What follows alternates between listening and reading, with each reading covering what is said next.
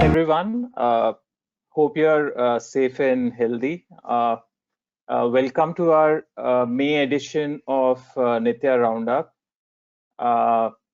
COVID-19 has created a lot of challenges for us, ranging from work from home to the impact on economy.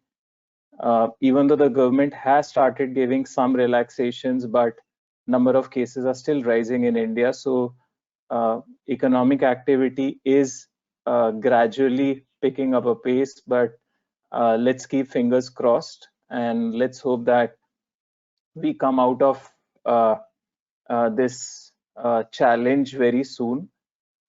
In COVID-19 times, we have some time because we are on work from home mode and economic activity is also gradually picking up. So as a firm, we are spending a lot of time on knowledge building, be it internal sessions, updates, articles, podcasts, and external sessions like our Roundup series. We really thank all of you for joining in that large number. We started Roundup in January, and with every passing session, the number of participants are significantly increasing. And just for your information, we are also coming up with a series on litigations in GST, because we believe that once normalcy comes, there'll be a lot of assessments and audits from department side, which will lead to a lot of litigation with the authorities. So in our series on litigation, not only will be covering the litigation procedures in GST like appeals, etc., which are a bit different from the old laws, but most importantly, we'll also be covering the key areas of dispute, be it on outward supply, ITC, etc., which are likely to come up. I am joined today by our Associate Director, Gaurav Narula, and Parul, who is a research associate in our firm. So just like our normal Roundup series, apart from covering the changes made by government due to COVID-19, other indirect tax changes, we have two special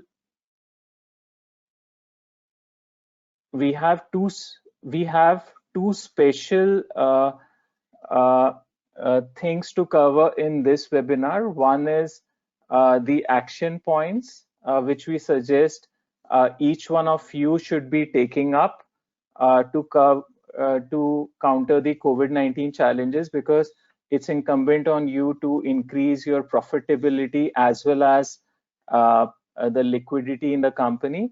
And secondly, we'll be having an open house discussion in which, as part of our invite, we asked for questions from each one of you, and we'll be addressing those specific questions as well.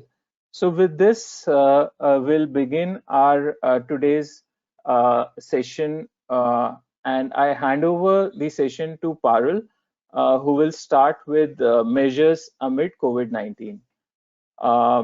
Over to you, Parul. Thank you, Puneet. Good afternoon, everyone. Indeed, these are the tough times for everyone, even for both the industry and the government. And this is why the government is bringing in relaxations with each passing day. So in the first section, we'll be covering measures amid COVID-19, wherein we'll be discussing all the relaxations that have been brought in by the government in the past month. So first point is grant of GST refund. This is more in the nature of clarification. So say there are three situations. Let's see each one. First, we received an advance for the provision of services for which we issued a tax invoice, but subsequently the supply couldn't be made due to any reasons, and we issued a credit note. Now let's take a similar situation. there was a provision of supply of goods. We issued a tax invoice, and thereafter we had to issue a credit note due to the cancellation of order. So the first rule, what to do with the excess paid tax, then we have to claim its adjustment in our subsequent GST return by giving a reference of these credit notes. But say amid lockdown, we weren't able to make any supply, or there are situations where the value of supply is less than the value of credit note.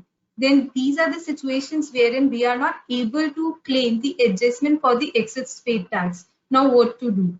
And a similar situation when we have received an advance for the services against which we issued a receipt voucher, and subsequently on cancellation we had to issue a refund voucher. Now again, we cannot claim any adjustment. So government has clarified that in these scenarios where you are not able to claim any adjustment for the excess payment of tax, then you must claim refund under the head of excess payment of tax. Now the second point is with regard to the filing of GSTR 9 and 9C, our audit returns. So earlier, the date for filing 9 and 9C for financial year 2018 and 2019 was June 30. Now it has been extended to 30th September 2020. But say if our teams are still working, then we must ensure that we make a timely filing of these returns and avoid filing returns around the due date. Going to the third point, it's a very interesting one. So now the government has allowed furnishing of GSTR 3B through electronic verification code. Basically, when we are filing a return, whether it be GSTR 3B or GSTR 1, we are supposed to attach digital signature certificate, DSC. Now the requirement to attach DSC has been made optional for filing 3B. But this option is only available for those returns that are to be filed between April 21 to June 30th, 2020. Such returns are to be verified through electronic verification code, which is more like your one-time password, which will be get reflected onto your registered mobile number. Surprisingly, this relaxation hasn't been brought in for the filing of GSTR 1. So we can say the government is more keen to have its payment received easily, which that is why being linked to 3B but not linked to GSTR 1. But yeah, we can expect this relaxation for GSTR 1 in near future. Now the fourth point is regard to your filing of LUT. The last date of filing of letter of undertaking for financial year 20 to 21 has been extended till June 30. But say there are scenarios wherein we are exporting goods and services prior to June 30. Then in such cases, we can continue giving the reference to the old LUT number. And this is how we can just ensure a smooth functioning of business. The next point is in regard to the filing of refund application. So if the due date of filing refund application is falling between 20th March and 29 June, then in such scenario, the due date has been extended till 30th June 2020. Again, for the e-way bills, if the e-way bills have been generated till 24th March, plus the validity period of such e-way bills are expiring between 20th March to 15th April, then such e-way bill and such e-way bills have been extended till 31st May 2020.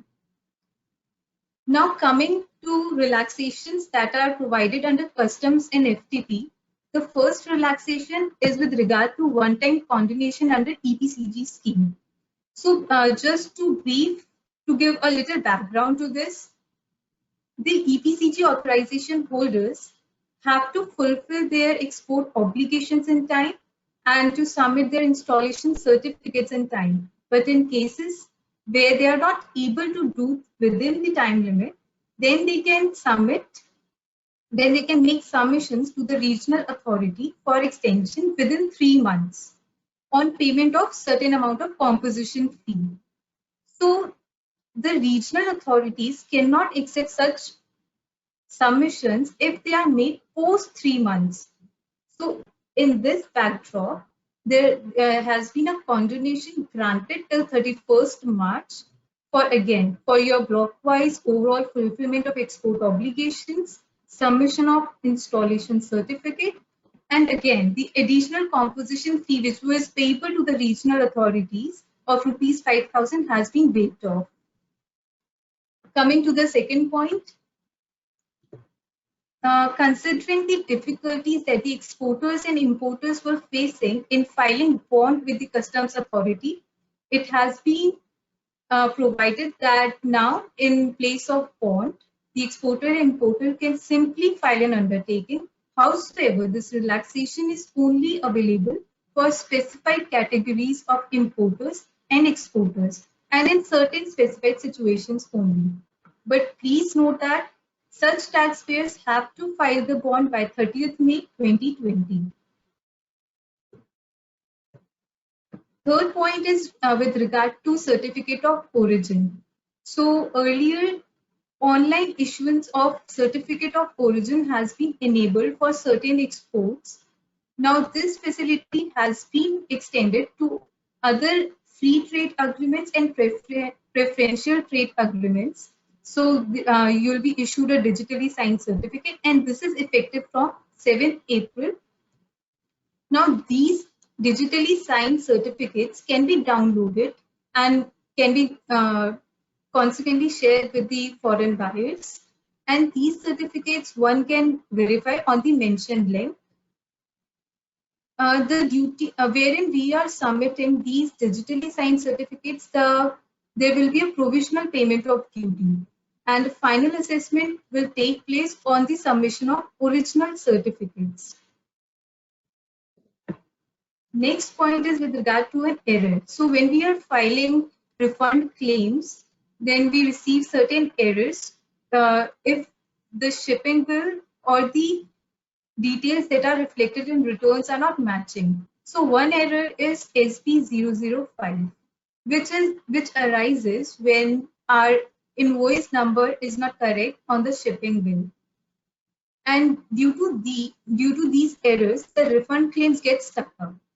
So government has provided a facility for error correction for such shipping bills which are dated up to 31st December 2019. So if our refund claims are stuck up and we are facing this issue of SP005 errors and our shipping bills are dated up to 31st December 2019, then we must take steps for the correction of such errors since the facility has been made enabled. Now, apart from relaxations under GST, customs, FTP, there are some other relaxations which we will touch upon. The first is with regard to the extension of limitation period for VAT litigation. Just a brief background to this, there was an ordinance which was issued to extend the due dates that were prescribed under central indirect tax laws, be it your GST, excise, customs, tariff act. Now, as per the ordinance, if the due dates are falling between 20th March to 29th June 2020, then such due date extended till 30th June 2020. Now, no such ordinance was issued under the state enactments which extend the such limitation period. So it lead to confusion whether it will be applicable for the VAT laws or not. Important to note that there is a Supreme Court order which was passed on 23rd March, and it directed the following: that the time period prescribed for application, filing of any application or hearing proceedings shall stand extended. And this extension is applicable to all laws that are prevalent in India, be it your central or the state. And the extension is effective from 15th March 2020 till further court orders. Right? So it will be applicable to the VAT laws as well. Now, other relaxation has come under Legal Metrology Act.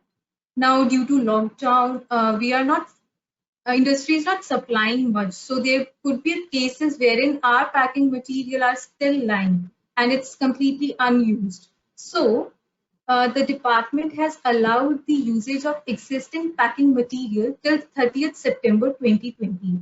And in this leave, they have allowed to declare correct month and year of manufacturing or packing by simply stamping, putting stickers, and online printing.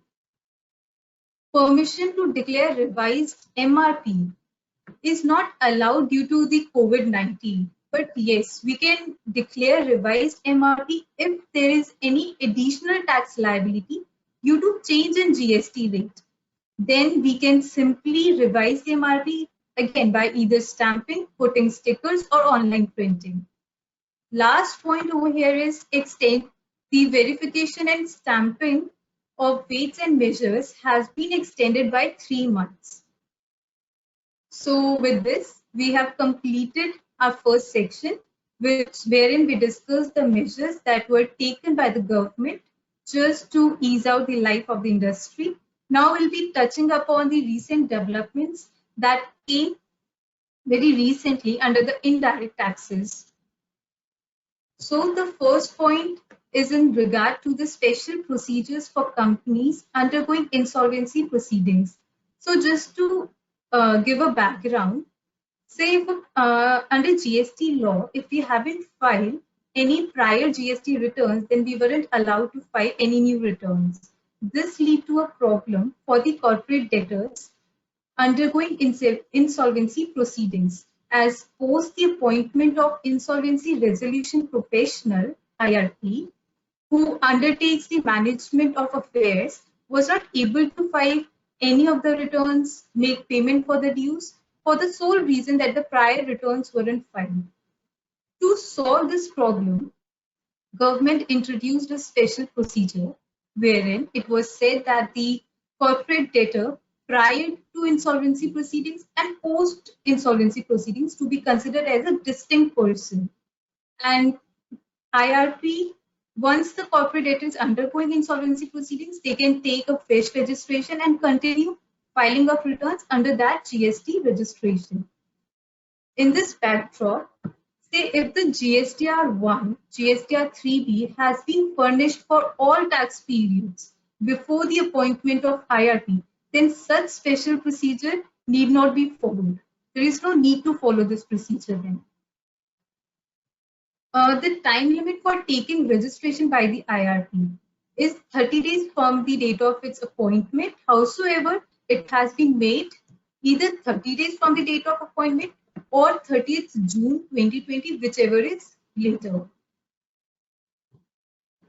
Now, due to COVID-19 and these situations, the court weren't able to hold personal hearings, and therefore, recently they issued very detailed guidelines for conducting virtual hearings under Customs, Excise, and Finance Act. Now, it's a very detailed one wherein it discusses the entire procedure that the assessee has to follow for requesting for such virtual hearings. Supreme Court upholds virtual hearings during COVID-19 times, and interestingly, Hyderabad zone has already conducted through the video conferencing, and it's the first zone to conduct the same. Now coming to the next point, PMT 09, introduction of PMT 09. Basically, with the introduction of PMT 09, transfer of the balance of tax, interest, penalty, fee in electronic cash ledger to the electronic cash ledger of integrated tax, central tax, state tax, union tax has been made enabled.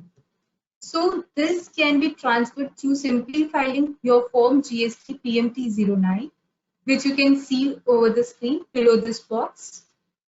And this facility is effective from 21st April 2020.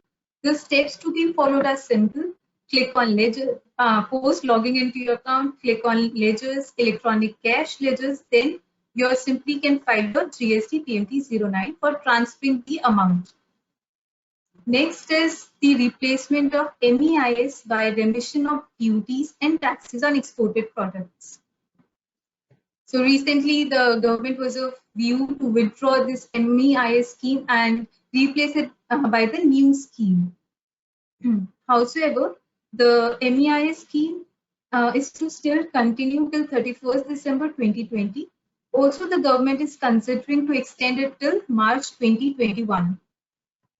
Goods which will be notified under the new scheme, on such notified goods, MEIS shall not be applicable, and this notification to be done in a phased manner. Goods will be notified in a phased manner, not altogether all goods will be get covered under this new scheme. Also, operational framework for the new scheme is to be notified separately.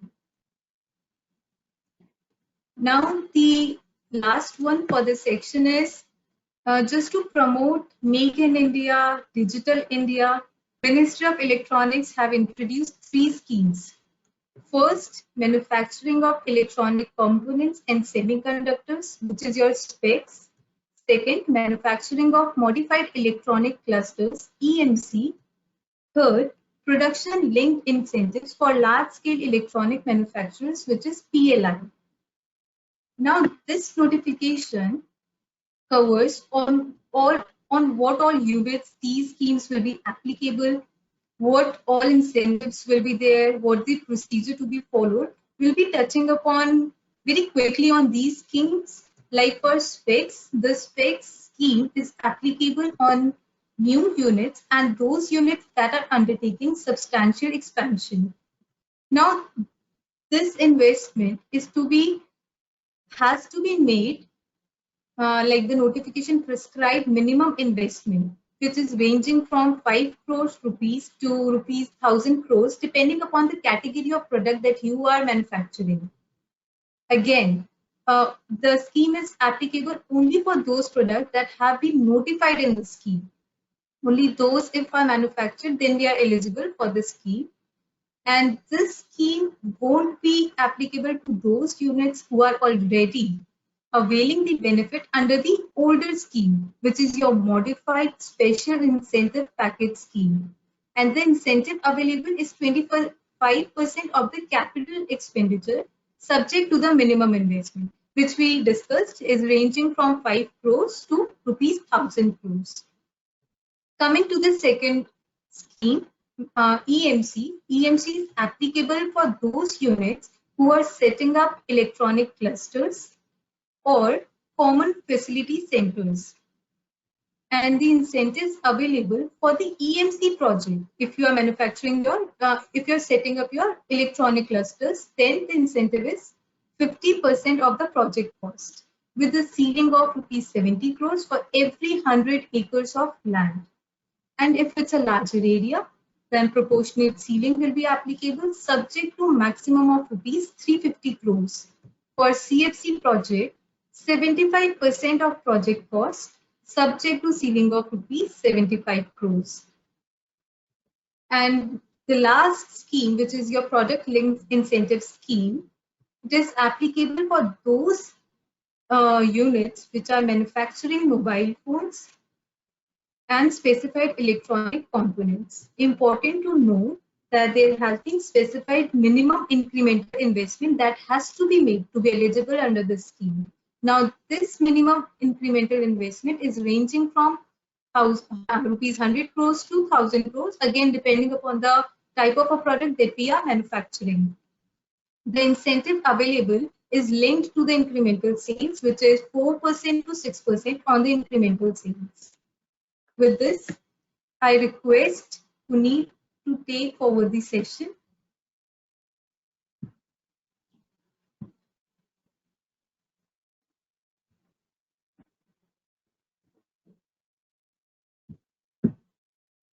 Thank you, Parul, for succinctly explaining measures amid COVID-19 recent developments.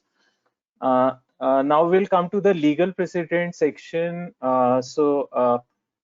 Even during COVID-19, courts have started functioning. Parul highlighted that video conferencing has been permitted by CBIC, high courts and Supreme Courts have started functioning. Some of very important judgments have come up since our last roundup edition, and we'll be covering it today.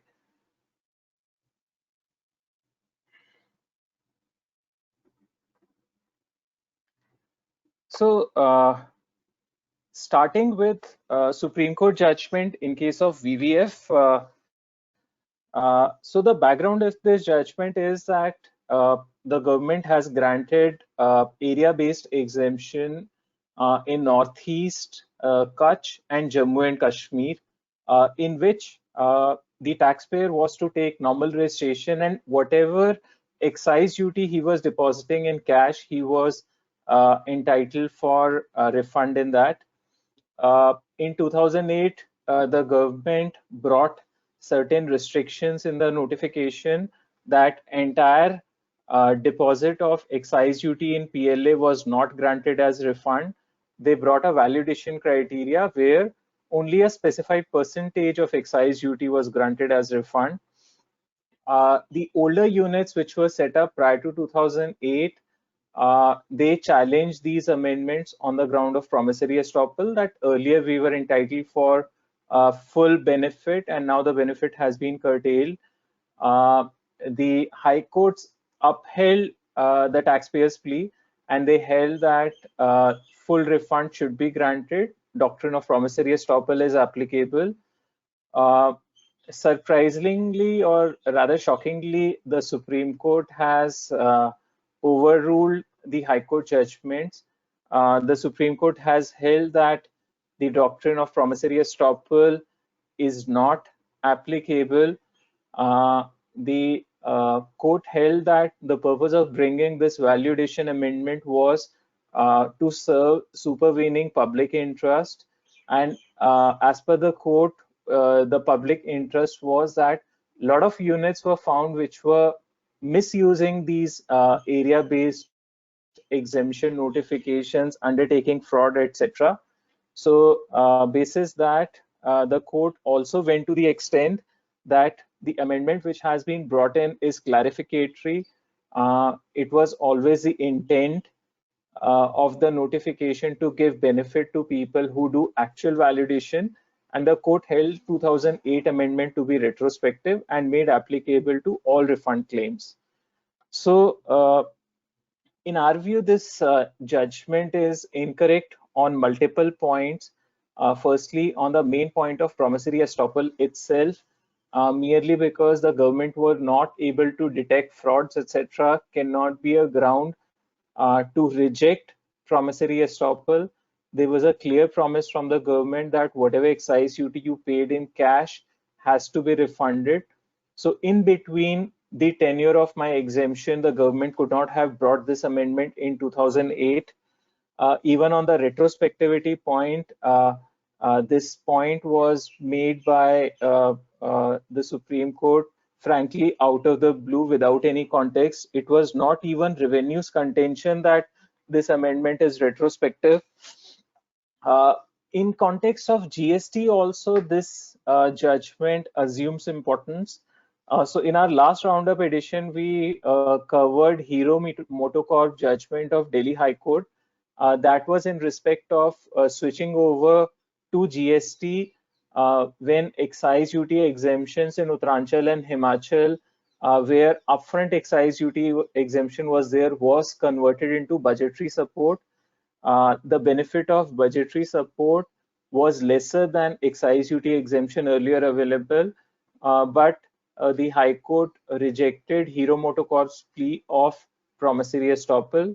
So in our view, the present VVF judgment also is on similar lines and would go against the taxpayers for budgetary support claims as well.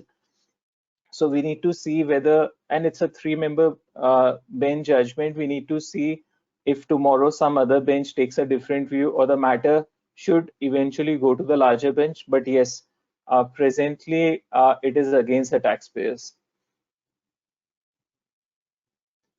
Moving ahead to High Court judgments, The first judgment is a recent judgment on Tran 1. This is Delhi High Court judgment in case of brand equity. So the whole dispute is relating to credits transition through Tran 1. So the issue is that a lot of taxpayers face technical glitches for transition of credit through Tran 1. They could not file, etc. There were other category of taxpayers who did not file Tran 1 because they were not aware, they missed, etc. So the following propositions have been laid down by the court. Firstly, the court held that technical difficulty in Rule 117 is restricted only to a situation where there is a login GST system, the log of taxpayer trying to file Tran 1, but he could not do so. The purpose of Rule 117 Sub-Rule 1A was to protect taxpayers' credit. Importantly, the court held that credit is property of taxpayer and constitutionally protected right. The court applied Article 300A of Constitution of India. The court also held that filing mechanism was procedural and directory, and not following the mechanism will not deprive taxpayer from its substantive right to claim credit. The court also applied Limitation Act, as per which civil rights can be enforced within 3 years. So the court held that from July 2017, 3 years expire on 30th June 2020. So the department should open the portal for electronic filing of Tran 1s or accept manual filing. So this is a very important judgment, but yes, there are earlier also many judgments starting from Siddharth Enterprises, Gujarat High Court, Adref Technologies, Punjab and Haryana High Court, and there are contrary rulings also, like the recent judgment of Nelco of Bombay High Court. So eventually the matter will be decided by Supreme Court, but in our view, for the genuine taxpayers who actually face technical glitch, whether they have log or not, to them clearly the credit should be allowed.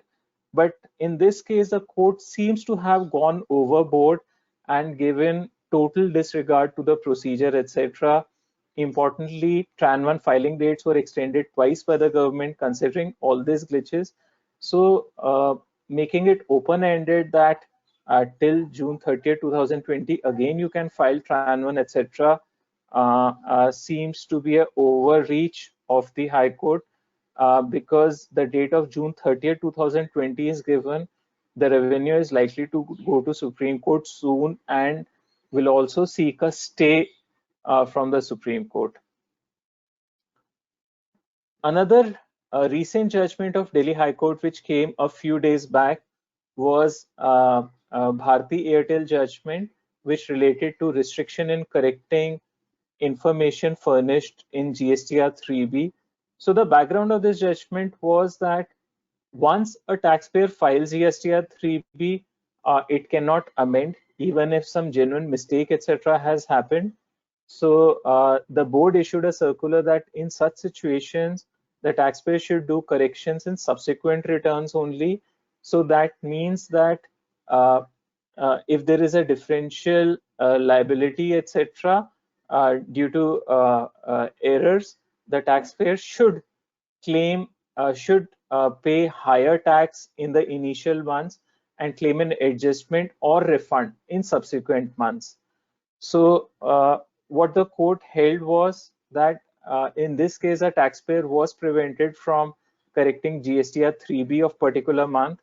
Effectively, he was asked to seek refund of excess tax paid. There was no logic behind rectification mechanism in subsequent months. Very importantly, it recognized the failure of the government to operationalize GST returns, GSTR 1, 2, and 3, and held that the failure of government cannot deprive taxpayer to rectify its return. Important to note that technology has been a major issue since implementation of GST, starting from Tran 1, which we discussed in the previous case, and is likely to continue in near future as well. be it e-invoicing, new returns, etc., etc. The court held circular to be invalid because it bars rectification of a particular 3B return. It held it is contrary to the scheme of CGST Act, and the court permitted to rectify GSTR 3B for the month to which error relates. And in our view, it's an important judgment. It's an absolutely correct judgment because the government's technology issues or the government's procedural bottlenecks cannot lead to denial of substantive benefit to a taxpayer.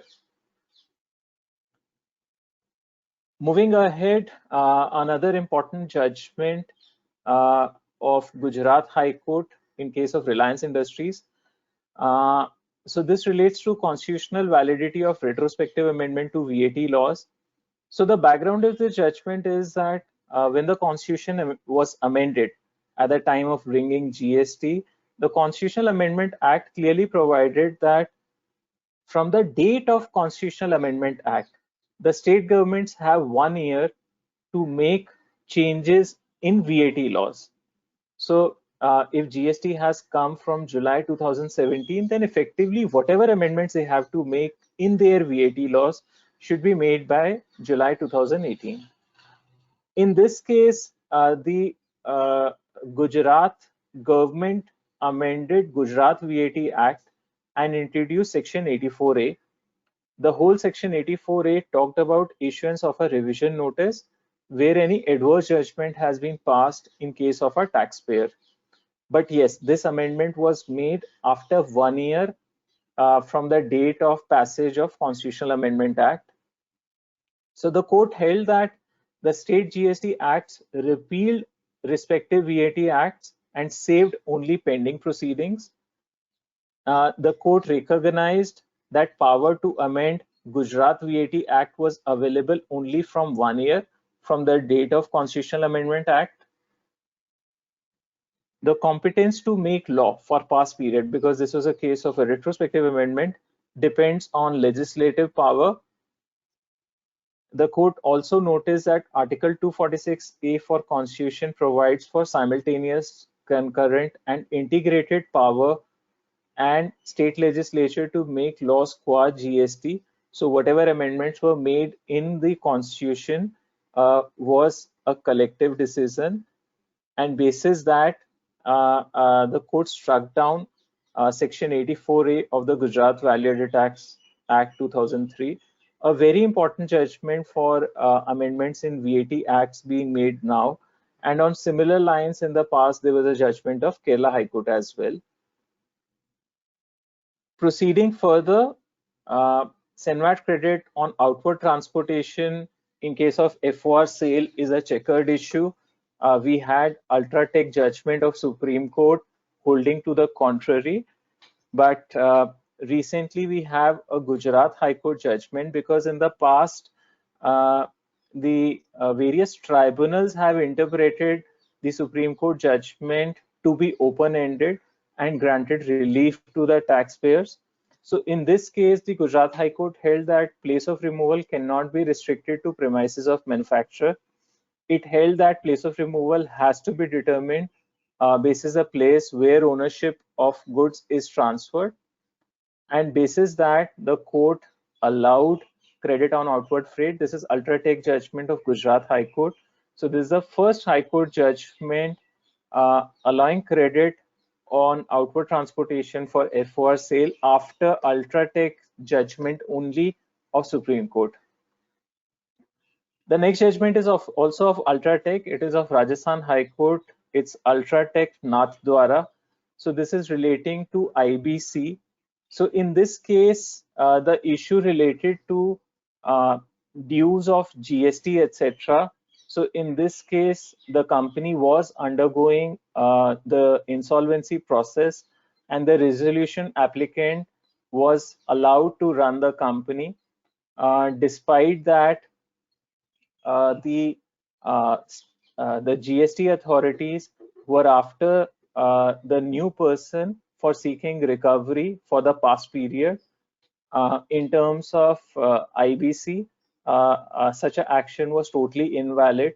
In our previous slides and last round of session, we also discussed the special procedure which government has brought in now to take care of all these issues. So in this case, the High Court held that post-insolvency procedure has started. All the pending claims and proceedings stand extinguished against the new person, which is called resolution applicant. And basis that, the court quashed the demand notices. So this is Ultratech Nathdwara Cement Rajasthan High Court.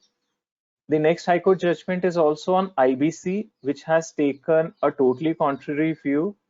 So in this case, the VAT department was seeking recovery of tax dues. The court upheld the action of VAT department to make recovery against the new person, which is resolution applicant.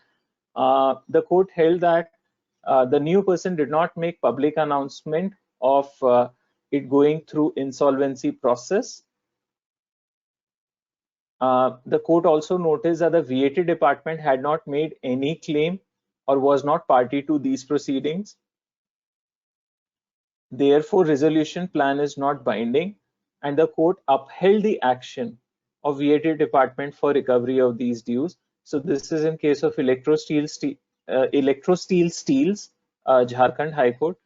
In our view, this is totally incorrect judgment, and Ultratech Nathdwara made correct legal proposition that no recovery can be made against a new person. Coming to some important ARs which have come now. So first is this CLAY advanced ruling, which is on directors' remuneration under reverse charge. In this case, the directors were paid two amounts. One, in the capacity of employee, they were paid salaries on which no GST was paid either by the directors or by the company.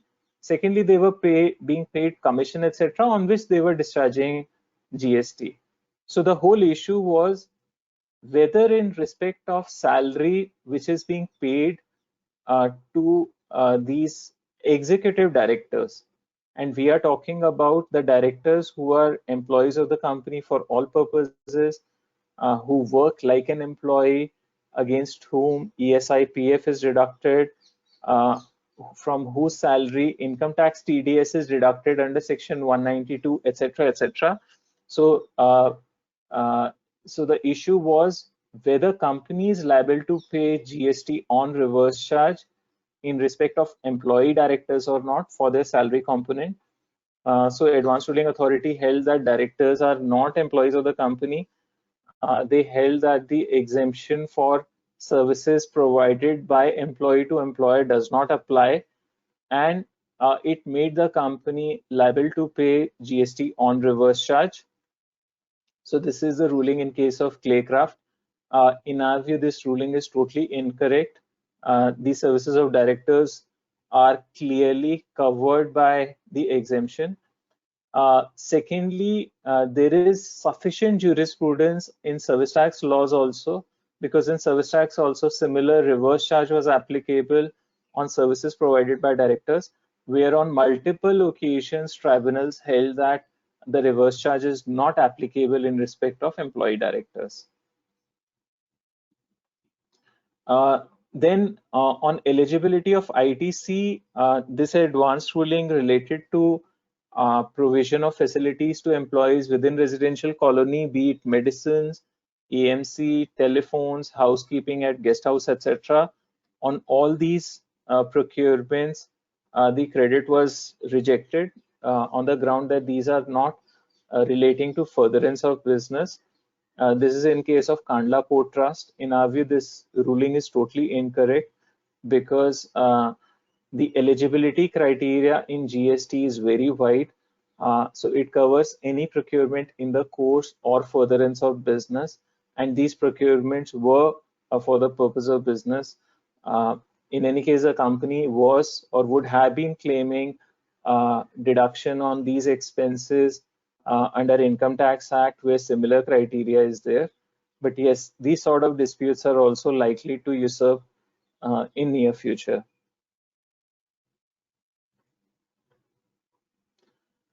The next ruling is this Moksha Agarbatti. In this case, the taxpayer was giving various schemes to its customers depending on uplifting of higher quantity, etc. So the Advanced Ruling Authority held that ITC is not available. In our view, again, this ruling is incorrect. It has been clearly clarified by the board circular as well that the price of this free supply goods is recovered in the initial supply only, and ITC is available. These are not qualifying as gifts, etc. The next ruling is in respect of transportation of goods. So in this case, a taxpayer was transporting goods without issuance of consignment note. The Advanced Ruling Authority held that the format of e-way bill is not determinative of service classification. The court held that the authority held that if the lien of goods is transferred and transporter is responsible for safe delivery of goods, then it is GTA service, whether consignment note is issued or not. In our view, this part of ruling is totally incorrect because transportation of goods by road is an exempt supply unless a consignment note is issued by the transporter.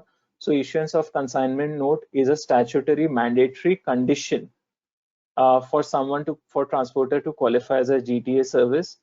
And the second part of the ruling was correct that if the vehicle has been provided on rent for use as per client's requirement, then yes, then it's a service of rental of transport vehicle. So this ruling is in case of KM Trans Logistics Private Limited. The next ruling is which all of us in our residential societies, etc., must be facing, that in this case, the RWA was providing maintenance service as well as water. So the authority held that the RWA artificially bifurcated the contract to avail exemption. The contract was artificially broken into maintenance service and supply of water, and they held that it's a composite supply and GST is chargeable on supply of water only. So the facts of this ruling were actually not very clear because maintenance service and supply of water sometimes or in many occasions are distinct supplies only. So yes, depending on facts, we need to decide whether it's a composite supply and it is taxable or not. The next ruling is of GST Appellate Authority. In this case, the demand was raised basis mismatch between GSTR 1 and 3B. So the appellant rectified the mismatch by undertaking ITC reversal. So the authority held that the demand is invalid because it was duplication of liability, and in any case, the taxpayer has taken corrective measures. So this ruling is in case of APSEP district stores. In our view, this is also important ruling because this mismatches between 1 and 3B are some of the things which are repeatedly faced by the taxpayers. Yeah, so with this, we come to the end of legal precedents, and now we'll go to the recent news. So first is the government brought this special refund and drawback disposal drive to dispose of all GST customs duty refunds. So it was a remarkable effort from the government side also, considering COVID-19 and to bring liquidity for the taxpayers. So around 10,700 crores of refunds have been sanctioned. Second, very importantly, the government is planning to bring some more measures on GST side to bring a relief for the companies or for the taxpayers. The government is considering a 6-month suspension of GST payments for sectors like restaurants, aviation, and hospitality, that they can continue to collect tax from their customers, but they will need to deposit tax after 6 months. Government is considering on these lines. Secondly, they are thinking of lowering the rate of GST for real estate sector. And thirdly, again, a very important measure is that most of the taxpayers are facing liquidity crunch. So the government is thinking of collecting GST on a cash basis instead of accrual basis, meaning today you have to pay GST basis when you raise invoice on your customer, but government is proposing to collect it when you collect sale proceeds or service proceeds from your customer. So these are WIP as of now, and we can expect some or all of them getting implemented in near future. Thirdly, the government also sent an alert to taxpayers on fake messages for GST refunds and prescribed certain to-dos and to-don'ts for such refunds, so that the taxpayer should not become subject of any frauds, etc. So with this, we come to our last section on action points, and then we'll go to the open house discussion. So the purpose of action points is that we felt that for taxpayers presently, or for businesses in general, presently two things are most important. One is their profitability and liquidity. So what are the steps companies can take from indirect tax perspective to improve their profitability as well as liquidity? So I hand over session to our Associate Director, Gaurav, who will run through the action points and conclude with the open house discussion. Over to you, Gaurav.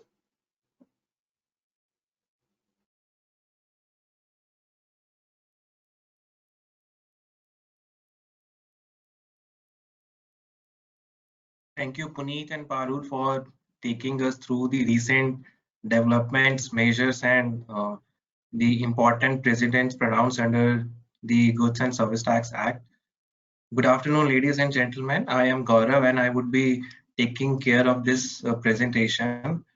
So I would like to start this presentation, as Puneet said, that importantly,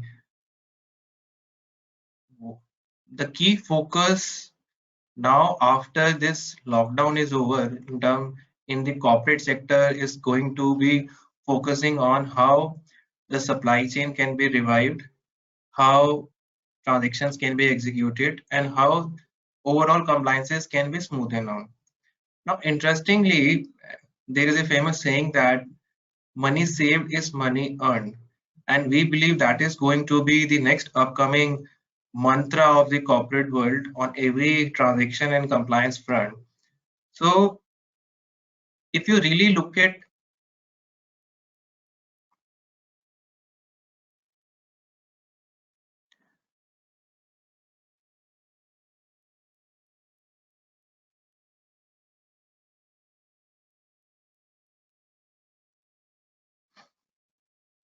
So if you really break down what could be the possible actions which we would be taking amid this lockdown, essentially there are 4 types of actions which we can take during this lockdown period. The first and foremost focus is going to be to tap up all the opportunities we have in our businesses to increase the liquidity in terms of cash and to enhance the profitability. Now, how these activity can be done? First and foremost possible measure is to review the tax positions which we are training as of now. So interestingly, there has been too many developments on ITC front. So I would like to discuss few important developments in this regard. In the legal precedent, we discussed about the transitional credit. So the history of this transitional credit has been that recently in a High Court judgment, the High Court allowed credit of your old cesses, which is the education cess, secondary and higher education cess, which was not the intent of government while doing a transition into GST. The Supreme Court held that transitional credit is a vested right of a taxpayer. So it should be given, and no procedural compliances can take away this right. This recent brand equity Delhi High Court judgment is going to be a game changer on this transitional credit. This judgment states that you have a general limitation period of 3 years to claim this credit.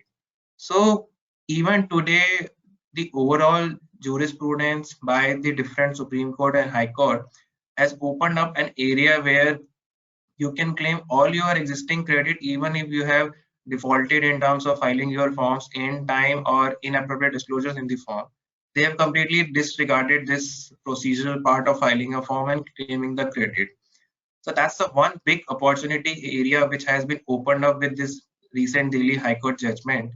So I would request each one of you to go back and see whether we have adequately claimed all our transitional credit, especially this education cess and secondary and higher education cess. If not, then today is a window where you can actually go ahead and tap this credit in your returns.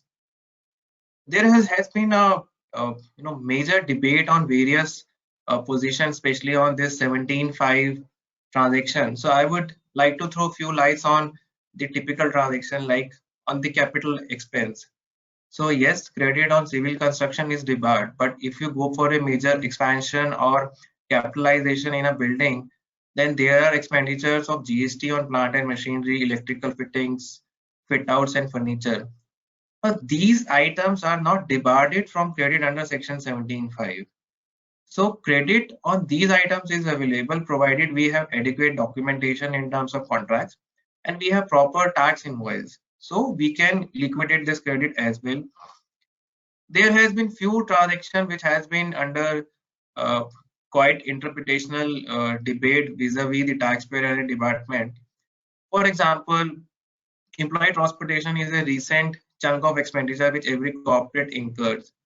There has been rulings which are saying that employee transportation on pre-decided rule won't fit into the category of rent-a-cab and hence credit would be admissible.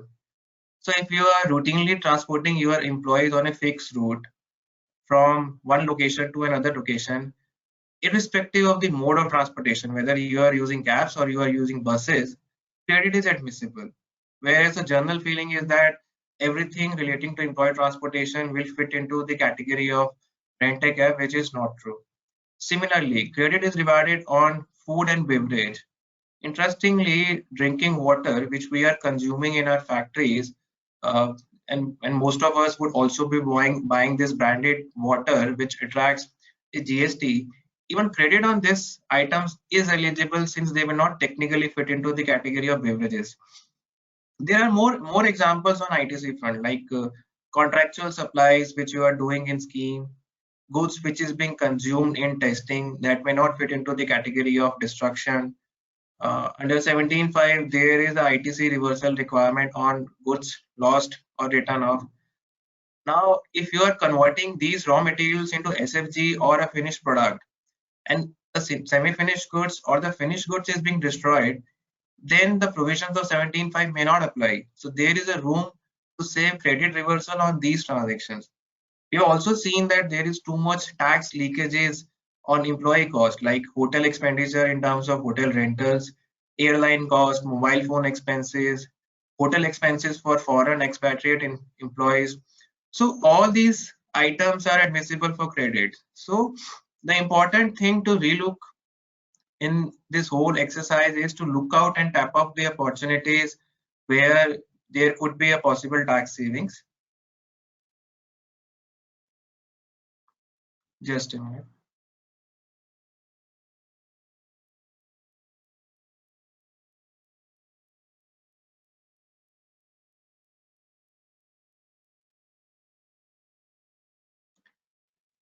Second interesting transaction to be mapped would be looking at the supply chain transaction and tapping up the opportunities for ITC accumulation and elimination of the same. This can possibly be done by way of doing a tweaking in the transfer pricing of service transfer or stock transfer between the units. We can also explore the new option of seeking output GST refund. There has been a recent amendment where this output GST refund is also permitted to advanced license holder who are paying who are only claiming GST exemption and paying, who are only claiming BCT exemption and paying GST in cash. Third would be we should look out for expediting filing of our GST refund to liquidate our cash and follow up on those refund claims which are yet to be issued by the department. One additional point I would like to discuss on this GST refund is that of late the trend of this GST refund has been that in general there is a delay of sanctioning of GST refunds by the department. There has been two positive High Court rulings wherein High Court has upheld the payment of interest by the department to the taxpayer wherever there has been a delay in sanctioning of refund claim by the department. So over and above the refund claim, we should also be focusing upon the interest which we can is legitimately earn from the department wherever they are blocking the working capital of our refunds with them. Next point is relating to customs. So we should be exploring options of claiming benefits under foreign trade agreement. This would lead to a direct saving in terms of zero or lower rate of customs duty. If we are already claiming these concessional rates, then recently in the budget, the government has announced a more stringent provisions in terms of documentation and country of origin certificate. So we need to relook at the complete documentation. Also, they have come up with a clarification that import under the category of others would be strictly monitored.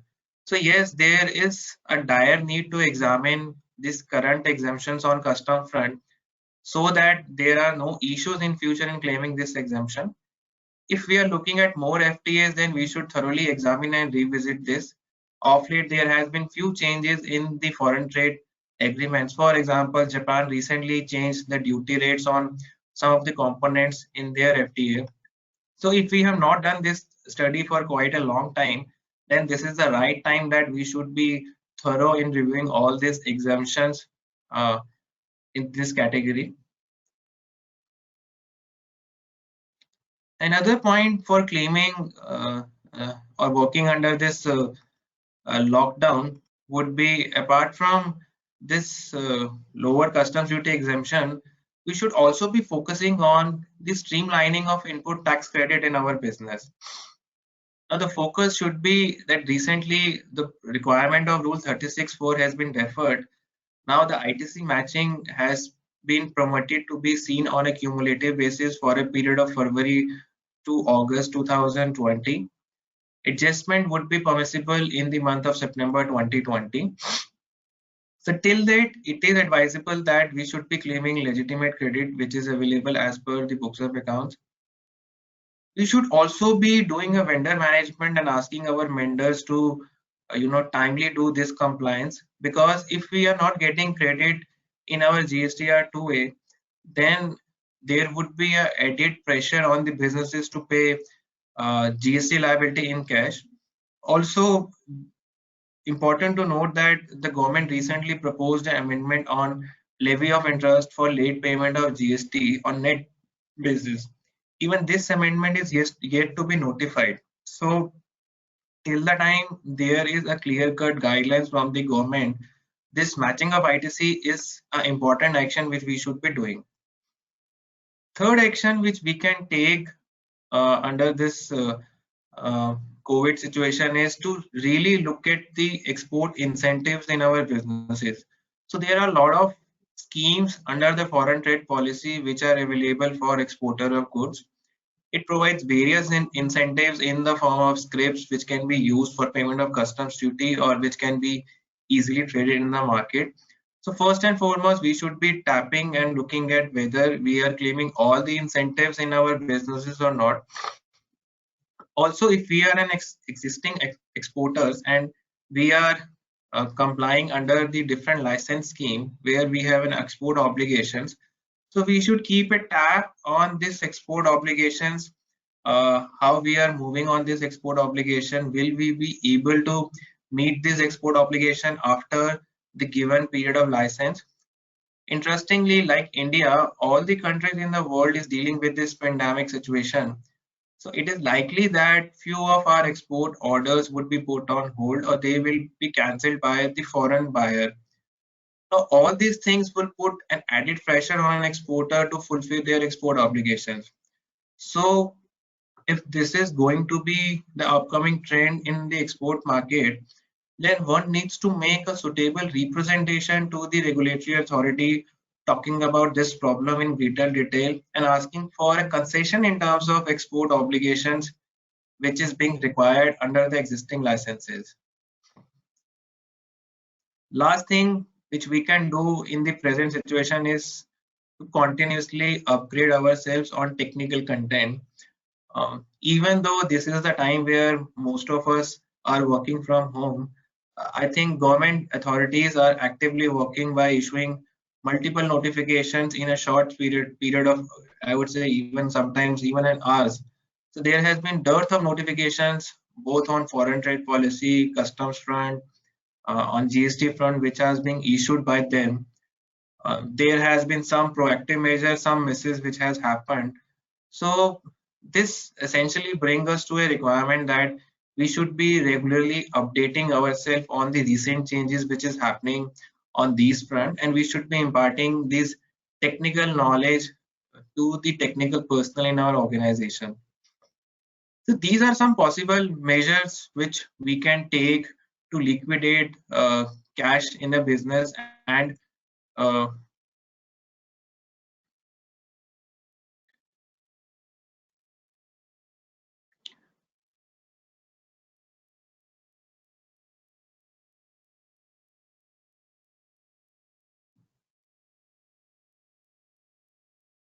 so we'll now move to the open house session. We got few questions from the participant few days back. So I would like to address those questions in this section. First question we got from the participant, Mr. Rajesh from John Crane Sealing Systems. Mr. Rajesh is interested to know the implications of Rule 28 of the CGST valuation rule, particularly in terms of how valuation should be done for branch transfers if that's happening between the same entity but in different GSTN, and how this valuation should be done when there is a supply between related parties, that is from entity A to entity B of different promoters. See, essentially, Rule 28 talks about a supply price which is an open market value, and it says that if you have an open market value, then you can value your supplies on the basis of open market value. Open market value is simply being defined as the fair market price of the similar product being sold by you or some other person in the market. There is also a second proviso to this rule, which gives a blanket exemption in terms of what could be your supply price. So it has a condition that if the recipient of goods or service is eligible to claim full input tax credit, then whatever price is being charged on your tax invoice, that should be considered as open market value. So under this proviso, there is a flexibility to value your goods or services at any price which you deem fit, provided the recipient is eligible to claim credit. This view is also being upheld by Authority for Advanced Ruling, which is further being upheld by the AAR, that SSE has a right to choose the second proviso wherever the conditions are being satisfied. There is also a question that how we should be interpreting this condition where the recipient is eligible to claim full input tax credit. So in our view, this condition should be studied from the perspective of Section 16 of CGST Act. So if read with Section 17 subsection 5, so if goods or services are not falling under the negative list of goods and services like medical services, insurance services, food or beverage, and the goods and services are being meant for business use, then the recipient would deem to be satisfying this condition. For example, if you are doing a stock transfer of any taxable goods or services which is not falling under Section 17(5), then this condition of eligibility to claim full input tax credit will get satisfied. A lot of time there is a confusion that under section 17, there is also a requirement to do credit reversal under rule 42 and 43 of the CGST rules. Now, in our view, this rule 42-43 is a later rule or a consequence which is dependent upon your supply chain. This is not linked with section 16. So as and when we are satisfying the conditions of claiming ITC under section 16, then this proviso stands satisfied. I hope this address your question. Next question we have is from Mr. Sanjeev Bhardwaj from City Network. The question is that they are eligible to claim input tax credit in the state of Uttar Pradesh, but the supplier has shown this credit in their GSTR2 in the state of Madhya Pradesh, and this relates to a period for the past period, and I believe we can't amend this returns now. So there is no clear-cut guidelines under the GST law how to deal with this situation.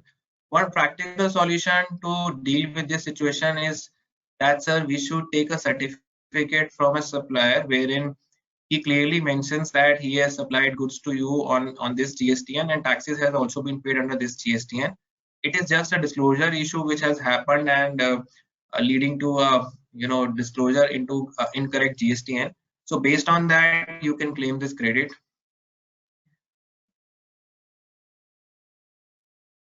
Then there is a request for guidelines on GST audit 1819 and ITC 4 guidelines, and that's from Mr. Ramesh from Minda Corporation.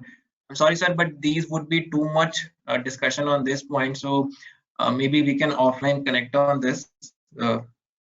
Then there is a question from Mr. Ashish asking about the compliance of Rule 96B if the consideration is received in INR for an export made to Bhutan. So Rule 96B essentially talks about refund of credit wherever the supplier of goods is unable to bring export proceeds. So 96B focuses on realization of sale proceed. It does not talk about realization of foreign exchange or realization of INR. In the definition of export of services, they have referred to the RBI and FEMA circular for getting the export proceeds. And for Nepal and Bhutan, the 2016 FEMA circular specifically permits us to, get consideration in INR. So as long as you are bringing this consideration in INR to the fullest, the provision of this 96B will not apply, and services will continue to be an export of services because we are technically satisfying the condition of 96 export of service. Then there is a question from Mr. Sanjeev Agarwal from V Solutions Global LLC. The question is on the cross charge to the US company, whether there would be a levy of GST or not in case of market research, sales commission, reimbursement of expenses, etc. So, sir, it totally depends upon the scope of work which you are providing, because fitting into an intermediary condition is dependent upon various factors. On the face of it, market research is an independent activity. This may not fit into the criteria of intermediary services. Similarly, if you are providing any generic support services and claiming reimbursement, which is not related to an intermediary work, then yes, there is a possibility to claim export status of these services under GST. Commission to us, prima facie, this could be towards an intermediary work, so this may not technically qualify as an export of service, and on this revenue there could be a GST levy.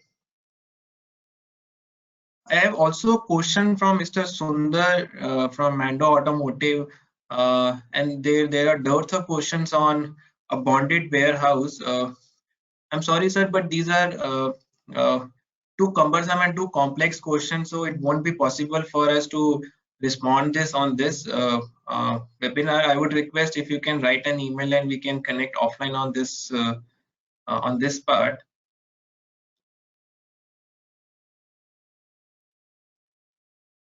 So these are the responses to all the questions which we got via email. I've also got a question on this transport service.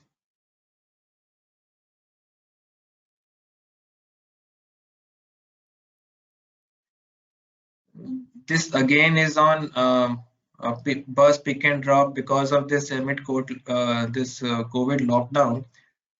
Like I said, sir, if it is on the prefix routes, then this credit is available. Also, you are eligible to claim credit on bus transportation if the capacity of vehicle is more than 13.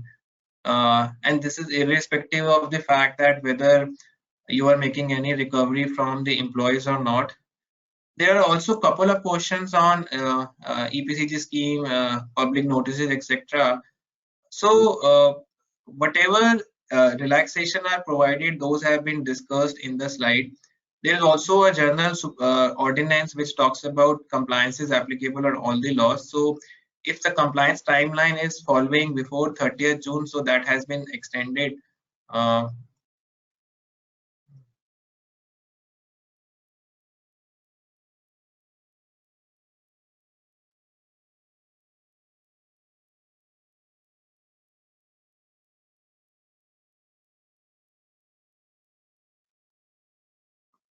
I can see few hands which have been raised, but there are no questions. So let me unmute these participants so that we can get some direct question from these participants, and we will try to address these questions wherever it is possible.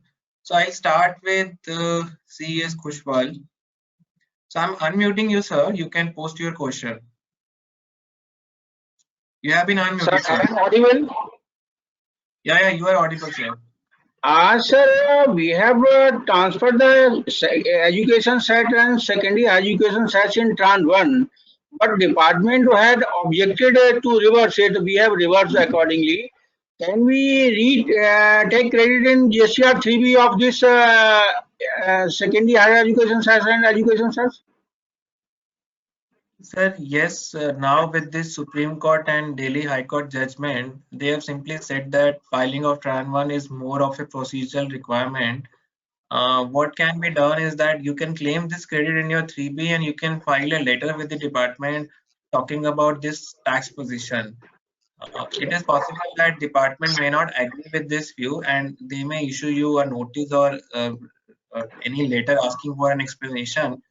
We believe this can suitably be explained to the department now. Okay. Thank you, sir. Okay, you're welcome. So I'll unmute you. I'll now take questions from Mr. Dikshit Hemant. I have unmuted you, sir. You can post your question.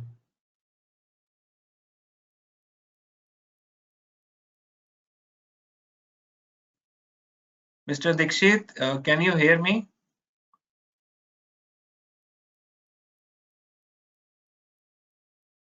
Okay, let me unmute him. I'll go to Mr. Suresh Kumar. I can see your hand. Let me unmute you. I have unmuted you.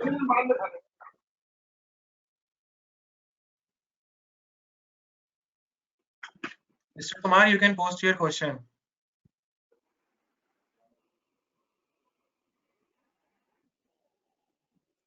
Okay, let me unmute him. So I have a last question from Mr. Mohit Agarwal. Let me unmute him. Mr. Agarwal, I am unmuting you. Hello, Gaurav. I can hear you. Hi. Yeah, Gaurav. So basically, in your presentation, you said that employees take branded water in the factory, in the workplace, and the company is allowed to take ITC on the same. You said that they are within the scope of food and beverages. I was hoping you could explain further on that. Okay, I'll give you a context about this, sir. So this is first of all, this is a matter of interpretation, how we are reading it, food and beverage. So clearly, this is not into a category of food, but more in the nature of beverage. If we do a deep dive into the way beverages are ordinarily being defined, it looks like that these are the stuff which have some additive things, and these are more akin to towards things like this aerated drinks, this ruabza, etc. So technically, water may not be fitting into the category of beverage per se, because this is not the experience which a beverage is creating in our life. So on that logic, we feel that this will not technically fall into the category of beverage as well. And hence, since it is nowhere covered under the clauses of 17.5, so you will stand satisfied the conditions of 16, so credit can be claimed on this. Okay. So it's a basically general assumption on what we call as a beverage and what we don't call as a beverage. Not a general assumption, but a detailed research on the general and technical meaning of beverages under various laws, because there are also regulatory laws who deals with beverages like FSSAI. So if you do a detailed study into these law, it simply talks about things which have a lot of additives and which gives you a flavored thing in your life. And the water, this or a mineral water, does not fit into these sort of categories. So this may not be fitting into the category of beverage, which is being contemplated under section 17.5 of the CGST Act. Okay, thank you. Okay, you're welcome. I have also got a new question from Mr. Rajat Maheshwari. So I will unmute you, sir.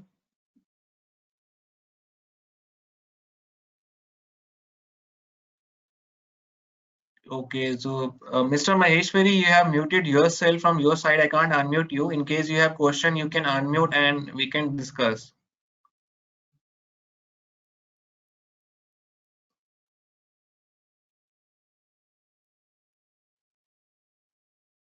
Okay.